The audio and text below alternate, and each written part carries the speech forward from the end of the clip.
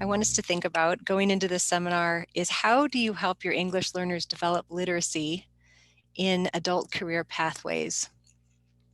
Because we have a dual calling. We have the calling to help develop language, but also to help our learners develop skills for their careers, their future career pathway. So I titled my seminar Something from Nothing because I think often we're looking for materials and resources to meet the needs of our students who are pursuing a particular career pathway, and we may not be able to pick up a textbook or a curriculum, though Atlas does have curricula available. But finding materials can be challenging, and so in my experience as an ESL teacher working in adult career pathways, I want to share with you some of those tricks because we can help our EL students develop literacy and also to enter particular career pathways. So this is a window into my classroom, and the title of this session is Something from Nothing, Language Support for English Learners in Adult Career Pathways. I teach in Sauk Rapids at Hillside Adult Education, and I'm part of the Central Minnesota Consortia in St. Cloud. And we are offering several career pathway courses. Right now, the courses I'm teaching are a pre-CNA sequence, including English for Healthcare Careers, EL levels 3 and up, the pre-CNA class that comes after that, levels 4 through 6, and then a healthcare core curriculum where students can get high school credits as well as college credits together. And so our career pathway looks a little bit like this. I think this visual helps you to see the progression starting with EL Learners 3 and then going forward all the way to level 6 EL or into the ABE levels. Okay, so for this session, I hope to help you save time as you plan ACP courses or lessons. I want to help you find and adapt material for career pathway courses. I hope to help you increase your student involvement in independence. I want to focus on a particular reading strategy that integrates 4 different reading strategies that will help students to interpret and summarize any text that you bring to them so that they develop language and vocabulary for their specific career pathway. So we're going to offer you, we would like to offer you a poll to find out what kind of material, reading material, do you use now in your ACP courses? And if you don't teach an ACP course, what kind of reading material do you use in your classroom? And then the follow-up question is, I would like to know, are you familiar with something called reciprocal teaching or the Fab4, which is a specific approach to reading comprehension?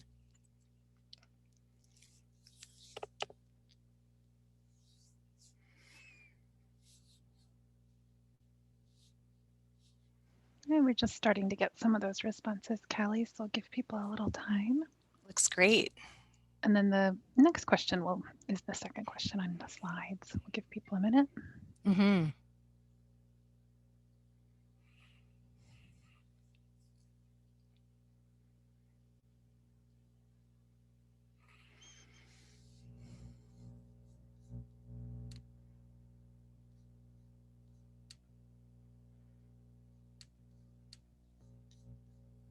All right, I'll just give you 10 more seconds, then I'll close that out. Most people have voted. So as we look at the kind of material that we're reading, it looks like there's a lot of informational text. We're using remote learning apps. I think that reflects our distance learning in this time period. Plenty of textbooks and adapted text and charts. Looks like there's a lot of different kinds of reading material that we're using. All right, thank you should for I that. launch the next one? Yeah, let's do that. Okay.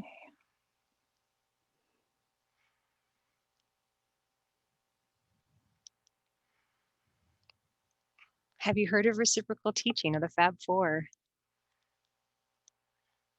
And there is an option for maybe. So maybe something similar to it. Maybe you've been exposed to some kind of reading strategy that you think that maybe that sounds familiar. And I will explain reciprocal teaching in more detail going forward. But I'm just curious what familiarity people have with it already.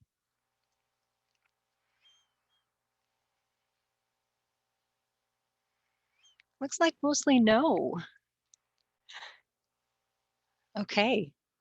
A couple people have heard of it or even maybe even use it. And some, others are thinking maybe. So thank you for helping me understand where everyone's at. Looks good. Okay. So when we filled out that form, there were a lot of different choices as far as materials that we use. And I think that reflects in our position. We are pulling from different sources. So we might need a manual. So for example, when I taught the CPR, first aid and CPR class, I needed the American Heart Association's guide to CPR. So there was a pamphlet, there was actual textbook that was written for students, and I had to use different materials. I used textbooks, um, and I've also used different websites, and I love the adapted text that we have available at Reading Skills for Today. And when I mention textbooks, what I am using is a health book that I have adapted, even though it's written for at the third grade reading level, it's actually adapted to prepare students for a pre-CNA class. Okay, so our text can be simple to complex, accessible to inaccessible, free, which is what we like, and to some of the materials that we use, like Burlington English, is more expensive. And so we definitely use a range of materials. And so how will we help our learners access those materials? One way to do that is to use reading strategies for approaching their material. For example, looking at this pamphlet, this fact sheet on COVID-19, you can see there's plenty of visuals, and it's more accessible to our learners, or especially our lower level EL learners, because there's points that each of the points you can read. Or maybe a website.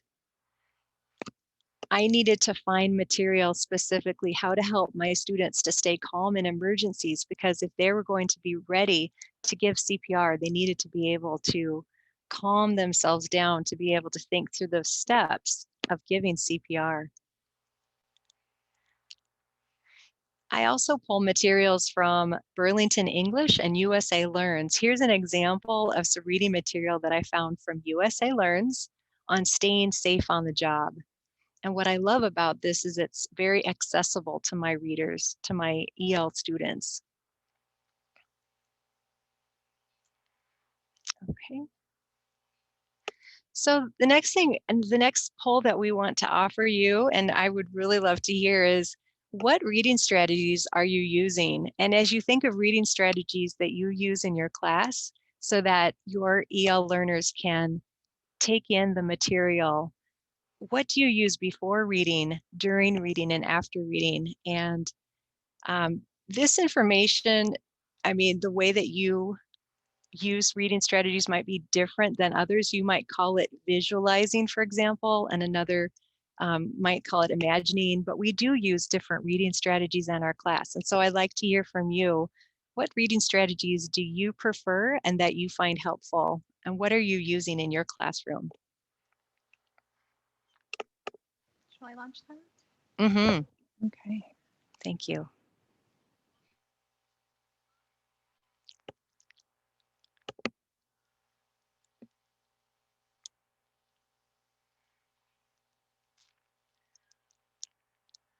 And if you see a particular reading strategy name that you think, well, I think I do something similar, feel free to click it. As I said, we might call it different things, but it might mean the same thing. The name might be different, but the meaning might be the same.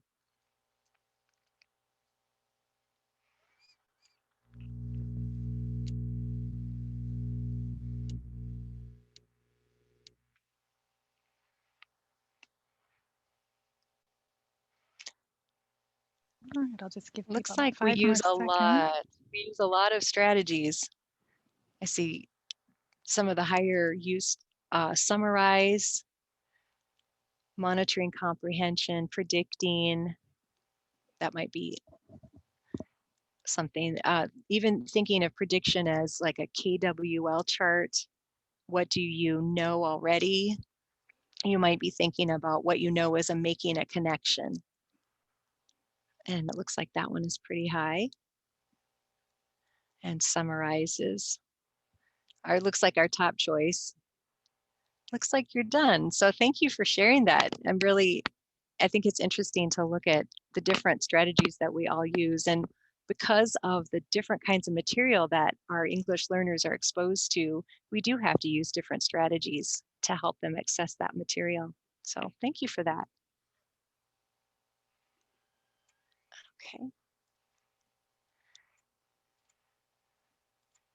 This list is one I found on Reading Rockets, which is a great website.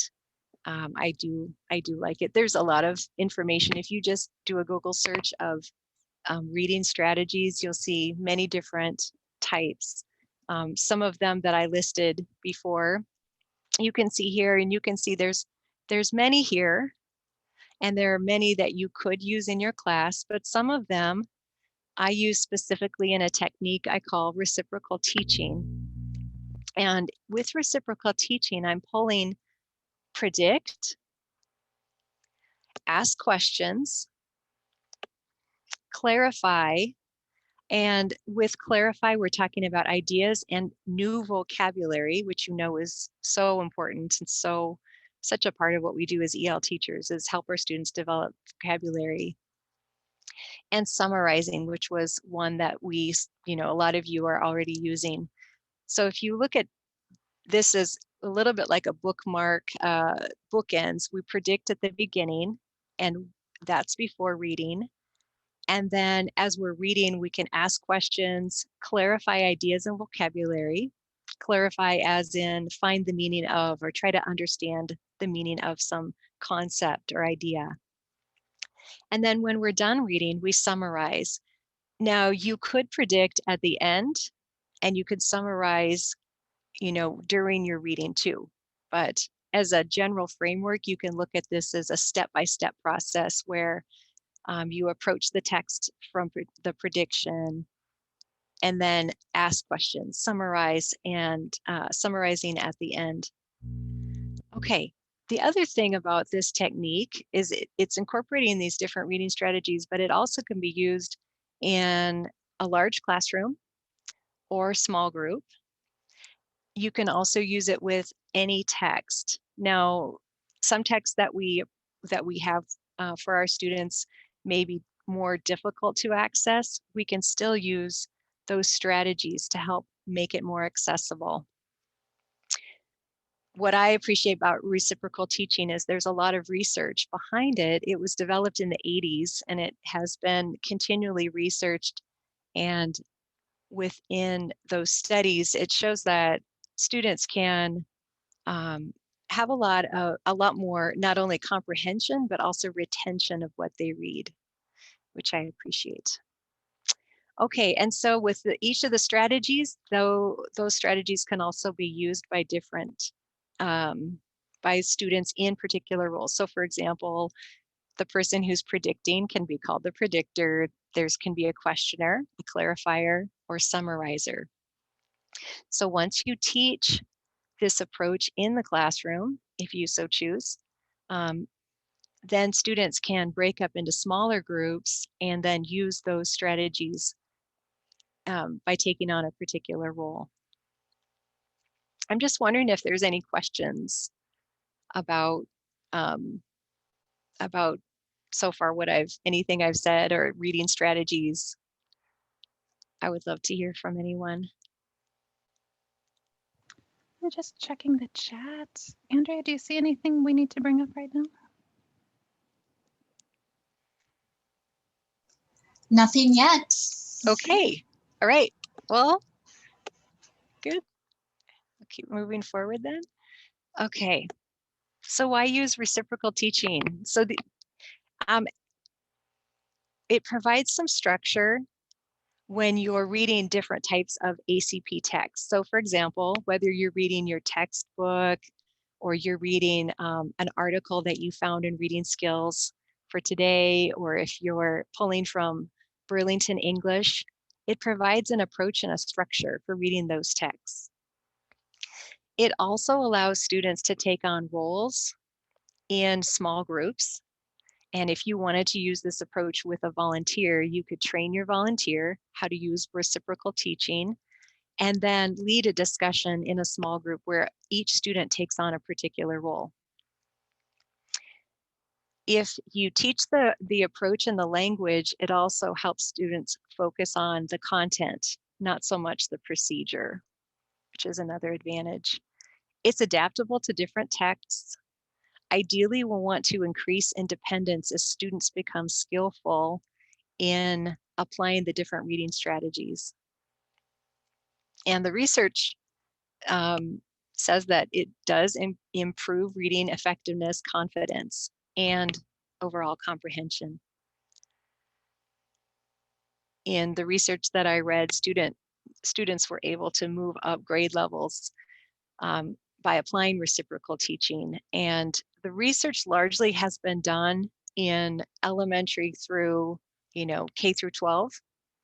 But I did find some in some different places people had used it in research had been done in colleges, and I myself have taught at the college level and I found it very effective.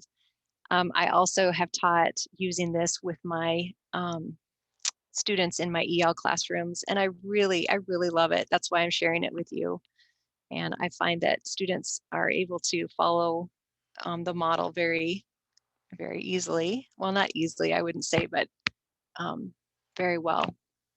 Okay, so does it meet our standards? Does it meet CCRS and ACES standards?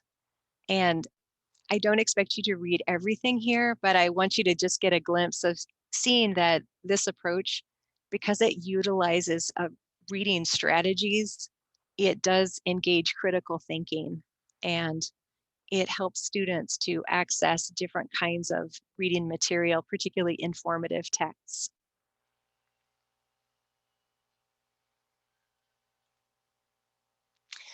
So let's look a little closer at the 4 reading comprehension strategies within reciprocal teaching. Predict, ask questions, clarify words and phrases, and summarize. When your student approaches prediction, they're taking the text and they're looking, and even before they start reading, like a lot of students do, they like to read. They like to just jump right in and start decoding or, reading. Let's have them step back and ask, what is the text about? Usually you can tell what the text is about by looking at the title and then checking the subheadings. How is the text structured? What are you seeing as far as illustrations and charts that help students to approach the text? What connections can students already make before they even get into the text? So the first step in reciprocal teaching is predict.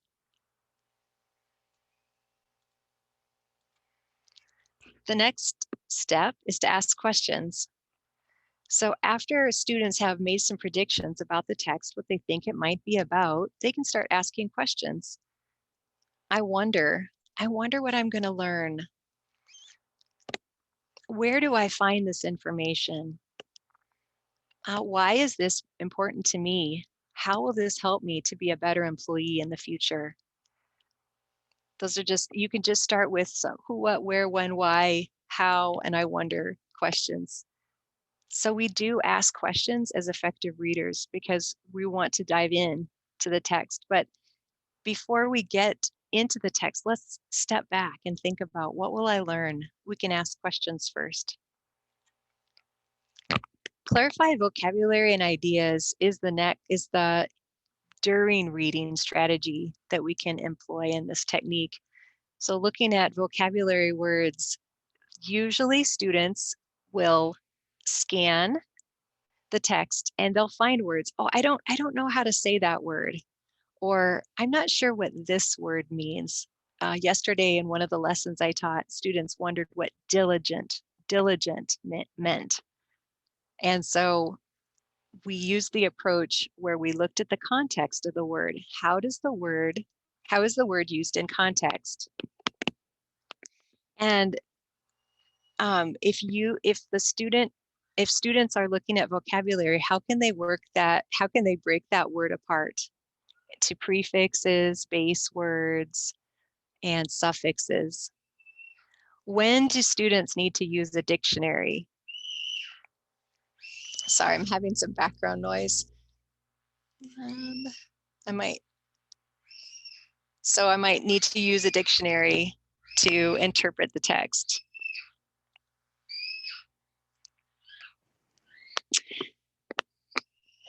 Other strategies for clarifying vocabulary that would be helpful to your students would be rereading the text, going back, guessing and checking. I think it's about this, and then check it. And finally, when students have finished reading a section of text or the final or completed the article, they might want to ask, what is the text about? And then summarize it in a sentence or two, depending on the length of the text.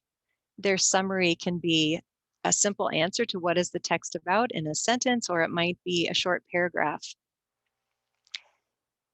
Students can look for the main idea and the key details also by underlining, highlighting, or copying those ideas down. One of the biggest challenges I have with my students with summarizing is how to omit specific details because students want to retell. And as you know, since many of you are using summarizing, it can be really challenging to get students to focus on the main idea or to find that main idea, to synthesize all of the reading and to retell it in a few sentences. That can be very challenging. So I just encourage students to not retell, but to think about what's the most important ideas. And then what are the key details that support that main idea? And then we always have to be aware of plagiarism. Summarizing is not copying. It's not saying exactly the same thing back, because oftentimes our students think they're doing really well if they can just tell you what they heard or what they read. But instead of um, copying, we want them to be able to synthesize those ideas into some kind of original retelling or writing that they do. Other tips I found that help my students are to use an outline form. So make a list of the main idea and key details that they found, and then evaluate that list and see, are those really is that the main idea, or is that information that isn't as important? And then take those lists and then turn that into a sentence or paragraph that is retelling in their own words. So let's practice. This is a text coming from USA Learns Course 2 on staying safe on the job. So before we read it, I can ask you, what's this text going to be about? And please just just go ahead and add that to the chat.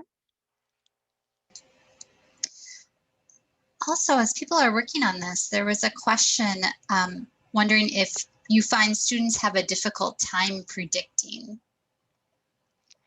It's been, so with prediction, I don't find that it's been as difficult as summarizing, for example. So I haven't found prediction as difficult, especially when I can ask them what they know about the topic. So for example, looking at this staying safe on the job, what do you already know about staying safe? And how would you stay safe? For example, if you could stay safe at home, how do you stay safe on the job? So making connections has really helped and going back to what they already know.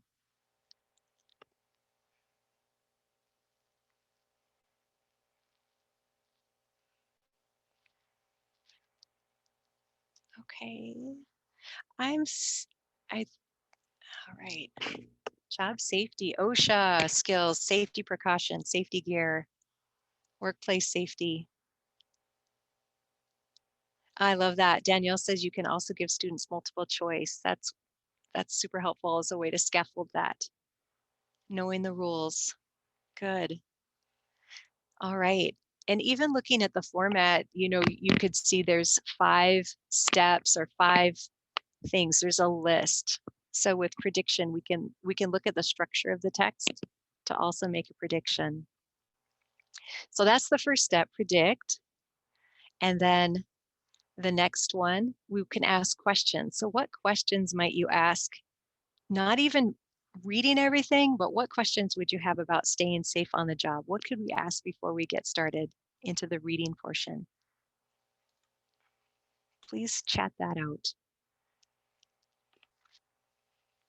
And don't forget, there's who, what, where, when, why, and how. So you can use your WH questions.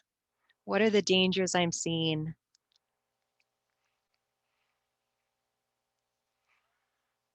Who pays for the PPE? That's relevant. Do you wear safety gear at work? What will I have to lift or carry?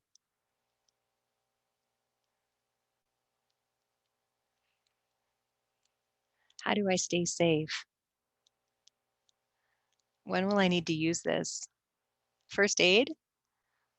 What if I get cut? Great questions. What is not safe at work? Where's the safety kit? What will I have to lift? Do you wear safety gear at work? Who pays? Great. Thank you for those great questions.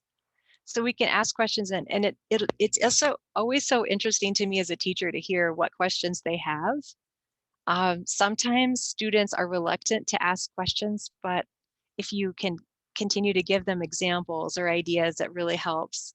And of course, you can call on students too and help them, maybe do a sentence starter, showing the who, what, where, when, why questions, and then apply that. And before you use reciprocal teaching, before students are independent to it, it does take some time to practice these techniques. Okay, so from here, the next step is to clarify any ideas or any vocabulary that's difficult. Now we haven't read it, so at this point, I would say, invite students to go ahead and read, skimming and scanning, just looking, are there any words that you see that are confusing or that you may not know? And so just pretend that you are a student, and what are some of the vocabulary words or ideas that you see in the text that you might want to be might want some more information about, or you might want to clarify. Okay, I'm seeing pamphlets and that lawsuits. Those are good challenging words. Procedures, what are procedures? Bend.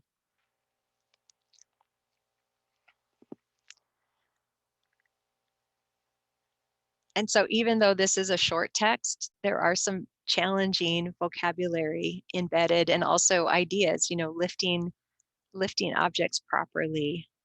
Students might wonder what objects would I need to lift at work?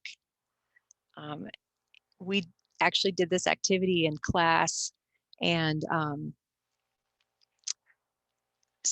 we were talking about heavy boxes. Students were sharing their own experiences about lifting things at work or previous jobs that they had, and chemicals came up for sure. Pamphlet, that's a good, actually don't use pamphlet so much as brochure or manual.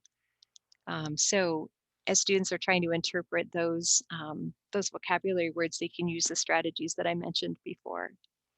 So thank you for that. And then after looking at some of those vocabulary words, we can go ahead and go into the text. And so for this text, I have students listen. And if there's more, as we're doing this as a group, they're listening to me read, or if they're having it read to them by a volunteer, and then finding vocabulary, new, words or anything that's unclear. They might circle it, they might underline it.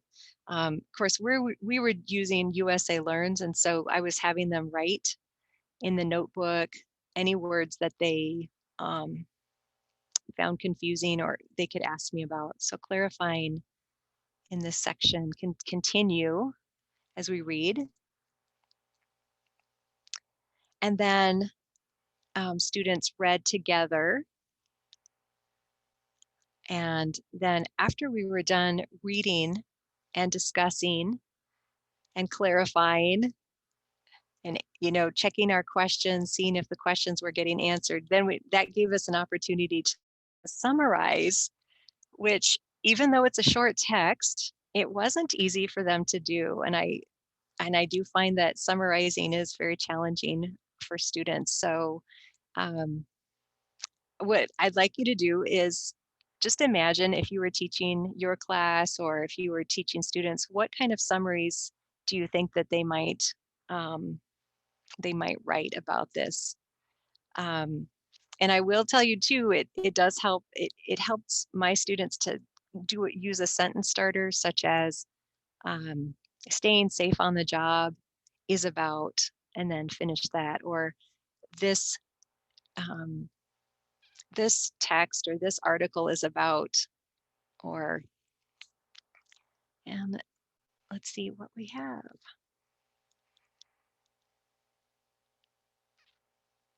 And Jeannie asked, do I usually read it first and have them read it? I want them to look at the text prior to reading it, and then I read so that they hear a fluent reading, and also so that they can focus their attention on recognizing new words or vocabulary. And so I want them to be able to listen first and then read.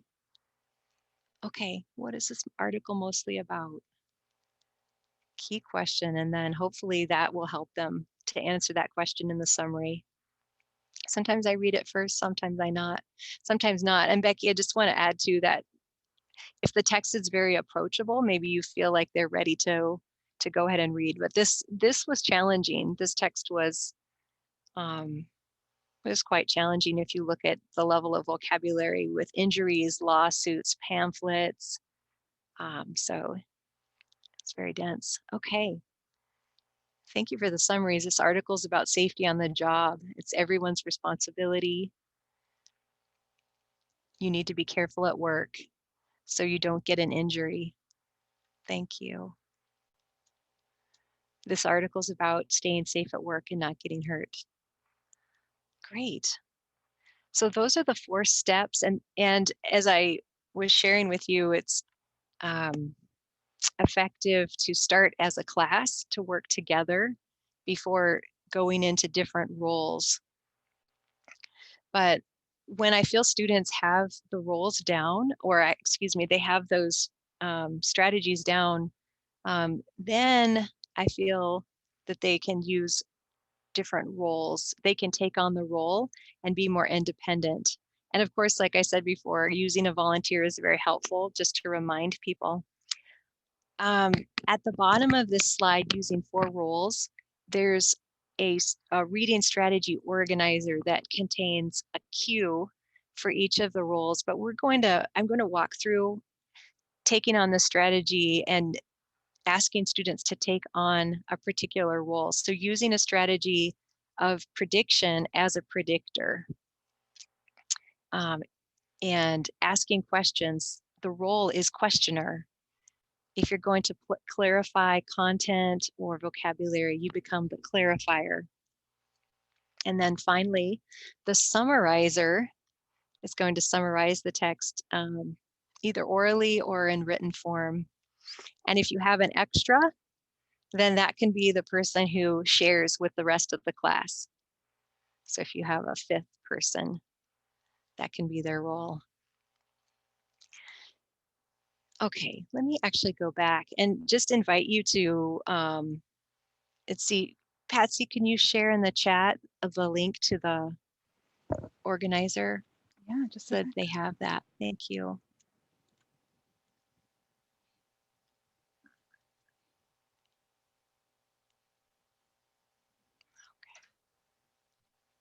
All right, so if you click on the link, you should be able to see the 4 strategies and the cues for a person who's taking on that role.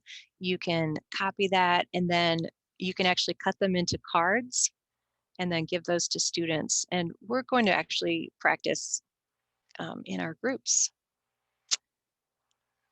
Okay.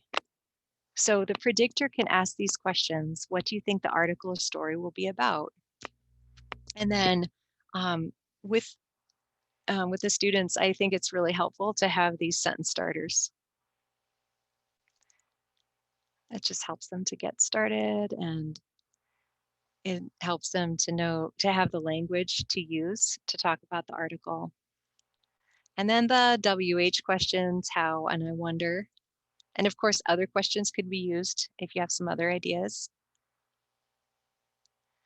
And the clarifier, when you think about the clarifier role, you're looking at ideas that might be confusing and vocabulary. And for my students, the focus is largely on vocabulary. It seems like if we're going to clarify, we're really focused on difficult words. Okay.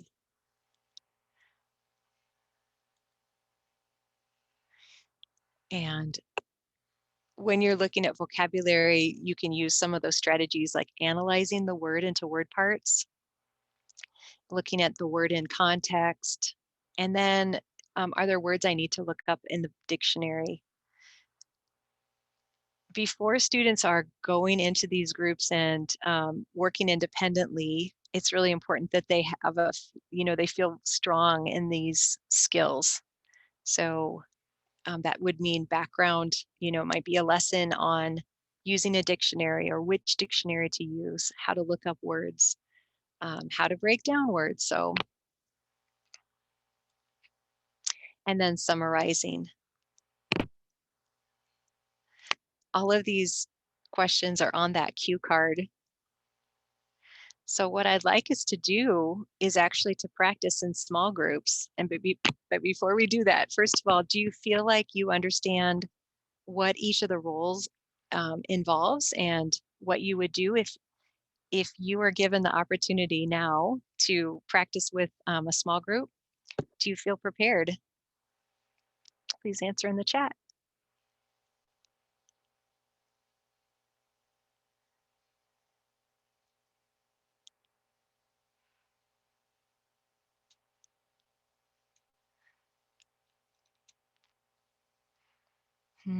Yes, I see yes. I think so, maybe. Okay, let me ask too, do you have that, if you have the document, it has all the questions for each of the roles. And I love, Dan, let's give it a shot. Good. Best way to learn is to try, right? Yes, okay. And there were 2 people who have done this before. Sure, okay. So I'm gonna ask Patsy to Yeah, just give put me you in 1 groups. second, and just making sure people have that moment to get into that document if you haven't yet. And I'm trying to make these groups as even as possible. So 1 Thank second you. While here. you're working on that, let's talk about what you're going to be reading. Staying Calm in Emergencies is an adapted text that I took from a website. I actually had a picture of it before, but it's an example of something from nothing, really. So again, I mentioned that teaching CPR and preparing students to read materials about CPR involves not only doing the CPR, but staying calm enough so that you can practice CPR. So The article is written for EL learners, and I hope that you find it useful and maybe you could use it in your class. Okay, so as you're reading, we have a nice chunk of time to work with, and when you get into your groups, there's about 4 people in your group, so you could just go ahead and number off 1, 2, 3, 4, and each number would take on that role of predictor, questioner, clarifier, and summarizer. And I do have, again, that link of the 4 reading strategies organizer to help you. After you, oh, go ahead, Patsy. No, I'm just ready when you are. Just let Okay, me know. great. Yeah, yeah, good. Okay, so you have a pretty good chunk of time. You have what you need in the chat, it looks like. If you have any trouble, and yeah, there is an ask for help button in your breakout, and Callie or I or Andrea can jump in and assist. You can also leave and come back to the main room, ask a question, and we can put you back too. So, Hey. all right, here we are. All right, great. Thank you.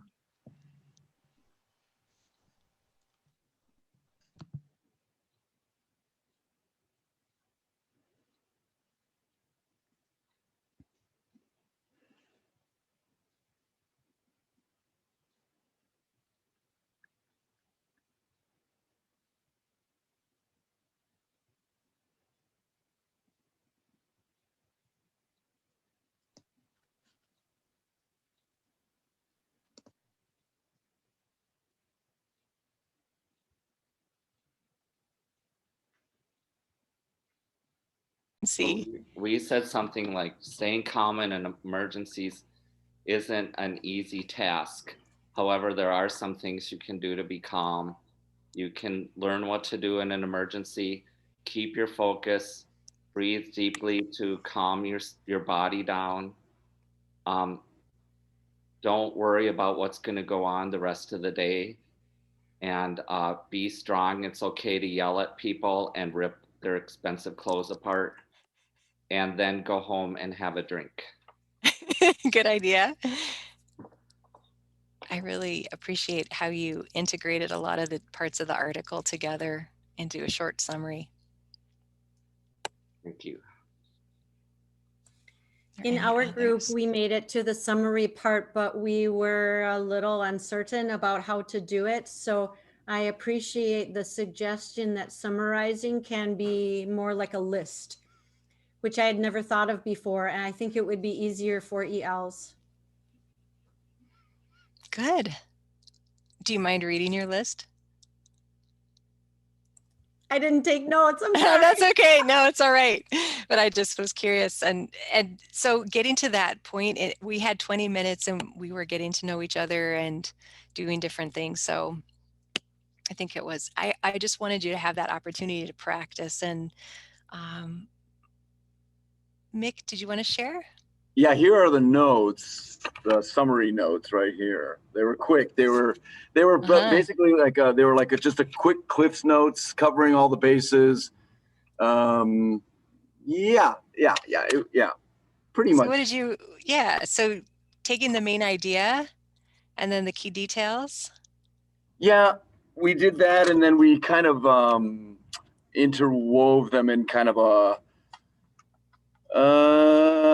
kind of a holistic, kind of covering all the bases and staying calm and stuff like that. Yeah. And I think it can be challenging, right? The summarizer, that step can be challenging. And so one other thing I just want to point out is as the students are doing it within their groups, they're teaching each other. So that idea of reciprocal teaching comes from that idea that you're taking on a role and you're teaching your peers. And even though you start in the classroom as the teacher and you're guiding discussion and you're walking through those steps, the goal is that they'll be independent enough to be able to work in small groups and actually enrich the learning of each other. So the next couple questions is, what went well? What was difficult? And would you use this in your classroom? I'd love to hear some feedback. What do you think went well in your group and what was difficult?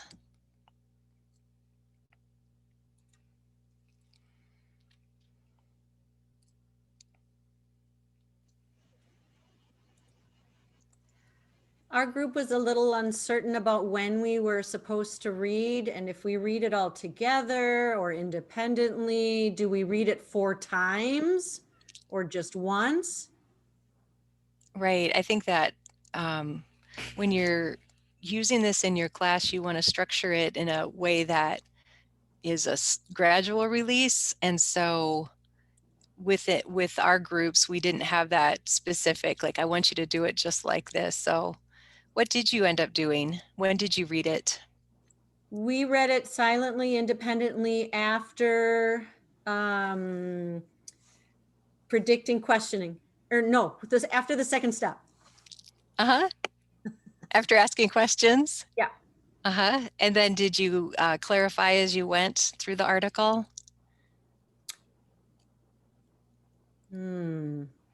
Oh. I was in Elizabeth's group. We also weren't sure if when the questioner asked questions, did the other members of the group, were they supposed to answer those questions or volunteer answers? That was that's a great question. Seen it.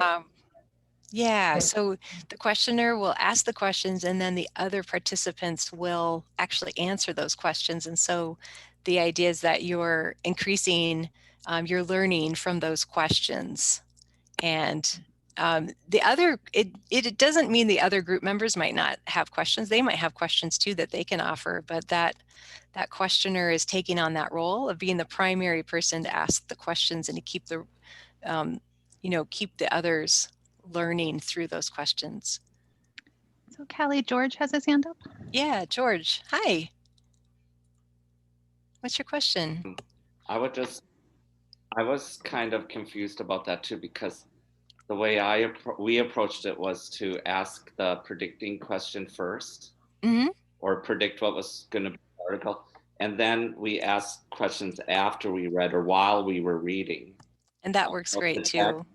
And then we thought clarifying meant to answer the questions to make connections with previous knowledge so that we could keep reading and understand more thoroughly. Is that right? That sounds great. One of the things about this approach, again, it's been around for a long time and people adapt it to their own situation. And what I wanted to share was how I'm using it in my classroom, or how I've used it in my classroom. And so generally in my classroom, we've tended to ask questions as we're going into the article.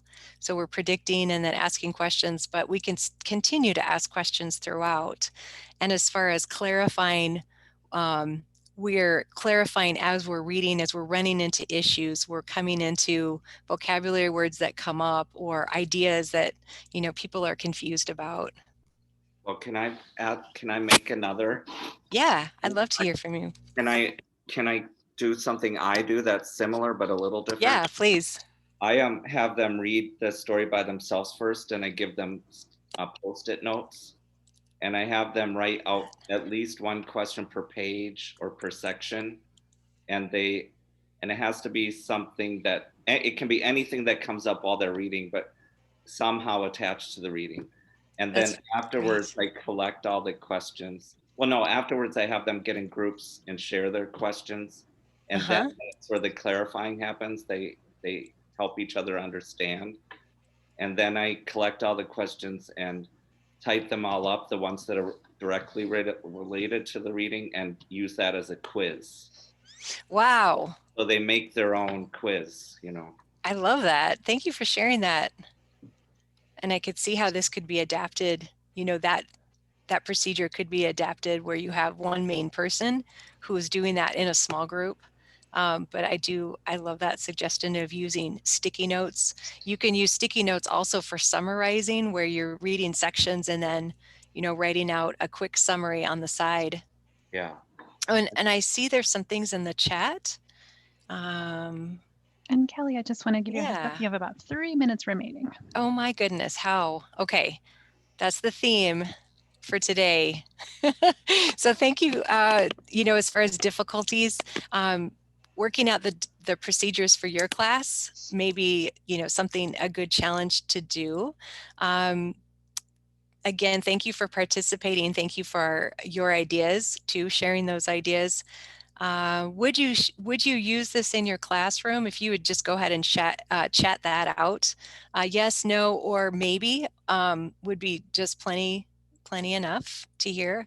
That'll help me to know whether you feel like that you got enough information that you might be able to use this. There is a lot more information on reciprocal teaching if you just do a Google search, and then this PowerPoint will be available to you in the participant folder. And I added some other materials. I just need to double check that you have those there, but please fill out the survey when you have the opportunity to get the CEUs.